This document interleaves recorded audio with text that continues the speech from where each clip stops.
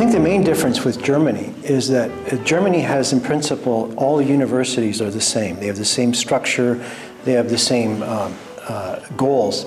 The American university system is much more differentiated. There are the elite private universities, there are many state universities. We also have small colleges whose main job is to teach undergraduates. And I've often wondered why Germany doesn't try to have a bit more differentiation in the universities. On the other hand, I think the German system promotes a adherence to standards that maybe some American universities don't achieve.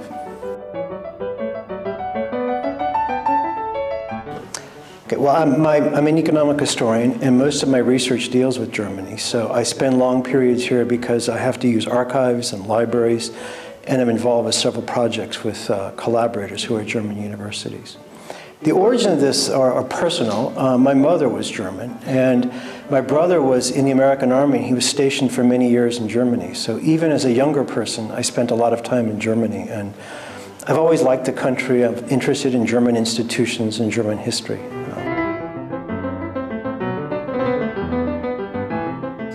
Well, I should point out, many Germans are surprised by this. Many top American universities require all of their PhD students to take an economic history course. Yale is one of the examples. So we think it's important that everybody, even if they're going to be an econometrician or theorist, have some basics in economic history. There's a number of reasons for this. I think of economic history as historical economic development. So if you want to know how we got to where we are today, you really can't study this unless you have some sense of where we came from. There's a more pragmatic reason, which is often in economic history you see more variation in institutions and in behavior than you can see in the world today. Finally, I think since the financial crisis, people have turned to economic history because they realize that things like this have happened in the past.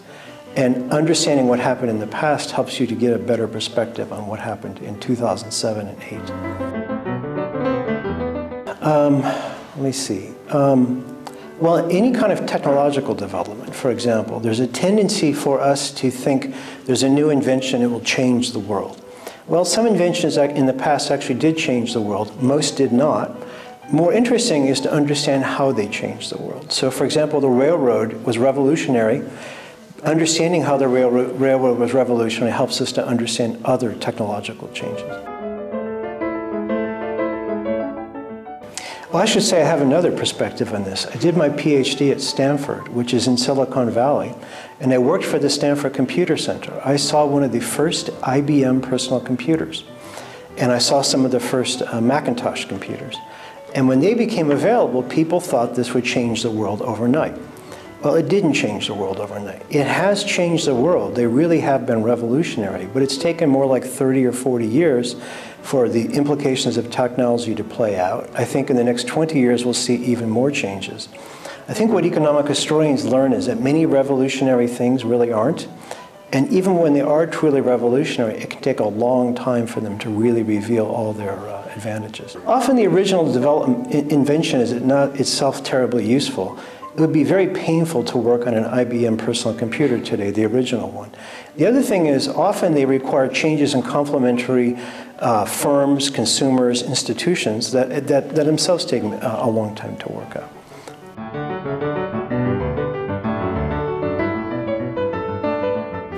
Well, some of the details are completely new today, and that's often the case. But the idea of going through rapid change, which is hard to predict the outcome, that's happened before. And in some ways, because it's so different, it's hard to draw a direct parallel.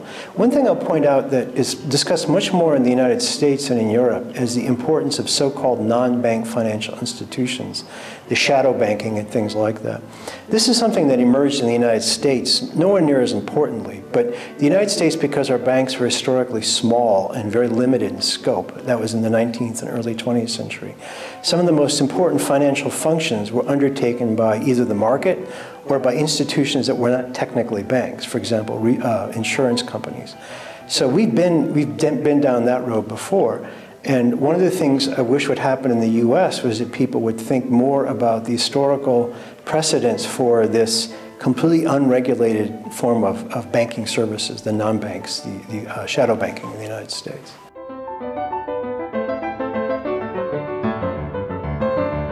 Well, certainly the cooperative banks and the Sparkassen did much better than the credit banks in this recent financial crisis. Now, I don't think that's a lesson that you should promote one over the other. I think what it really shows is how good it is to have this so-called three-pillar system, where you can always count on one of the pillars, or possibly two of the pillars, to be relatively safe, and then let the Deutsche Bank and the big credit banks be more risky, provide more exotic financial services.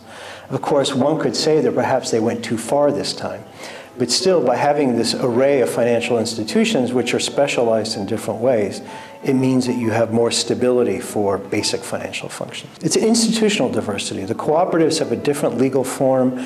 They're forbidden to do some of the things that the credit banks can do.